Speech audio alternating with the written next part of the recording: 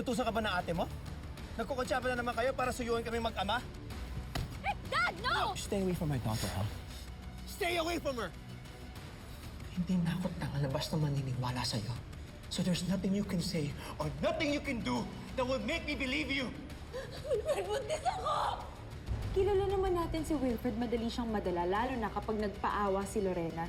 Kapag hindi natin siya inalalayan. Baka siya pa mismo yung tumistigo pabor kay Carol. Relax.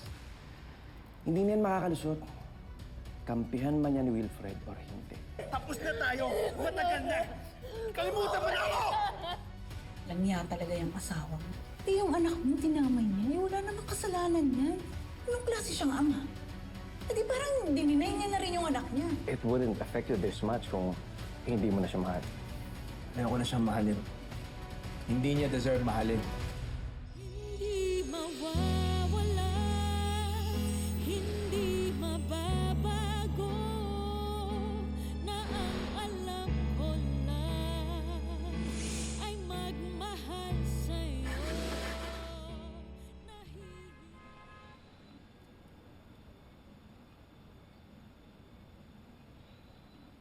What? You signed on the wrong page again. Wilfred, distracted ka na naman. Sorry.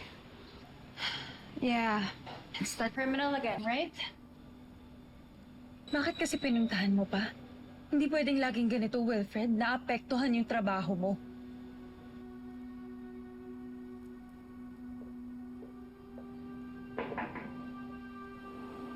Yes, attorney.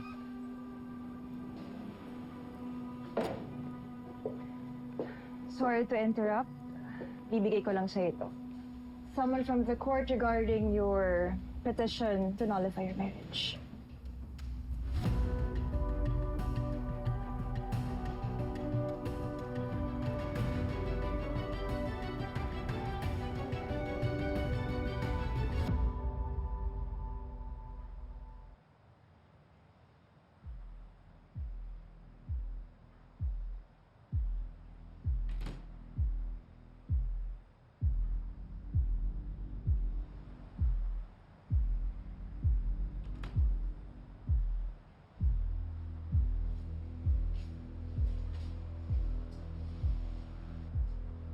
Nagsasayang lang po ako ng oras dito.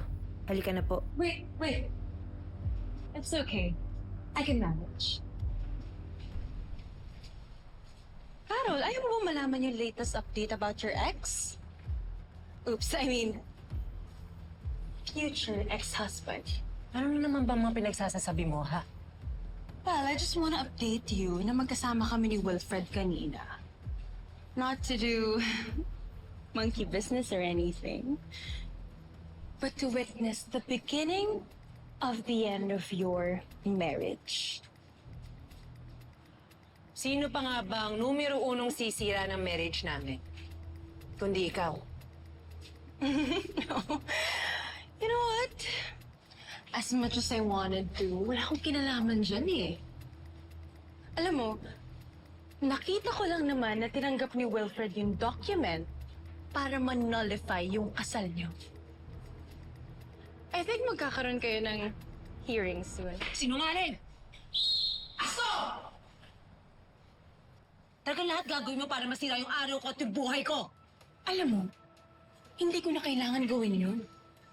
Kasi ikaw mismo ang sumira sa buhay ko. How pitiful. Huwag mo kong hahawakan, ha? Bakit? Matapang ka? Lalabanan mo ko? You wanna fight me? Come on! Bring it on.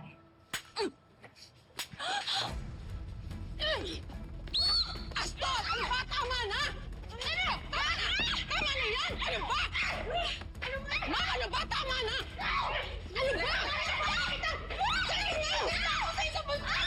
Ma'am, tama na! Mababantay sa ginagawa niyo! Astor! Tama na!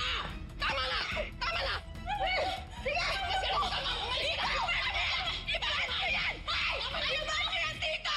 Huwag kang babalik! Pikon ka lang sa mga sinasabi ko!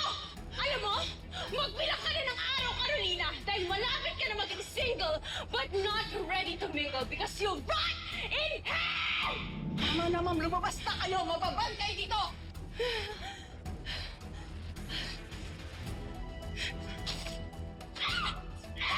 Ano ba? Tama na!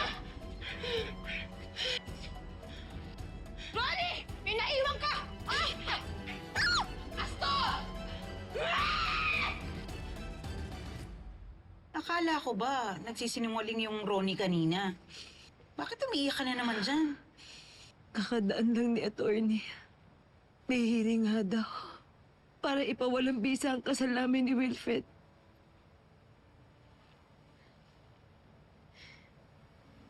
Dito na talaga si Wilfred na naburahin ako sa buhay niya.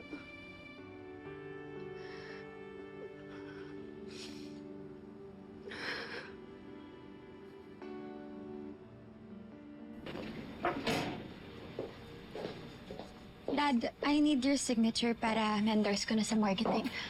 Let's find a pen.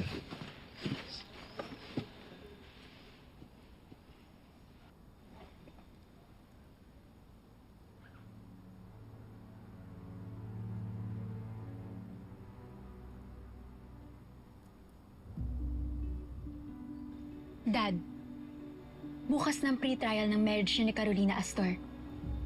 I hope you don't change your mind. Baka mamaya makita mo lang siyang umiyak or she begs for you to reconsider. No. Whatever happens tomorrow, there's no turning back. Buo na ang desisyon ko mapawalang bisa ang kasal namin ng Carolina na yun.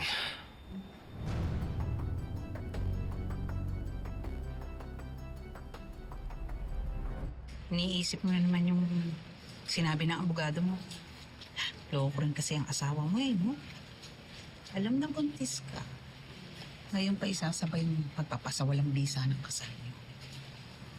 Di ba na niya inisip na kakaanak kayo?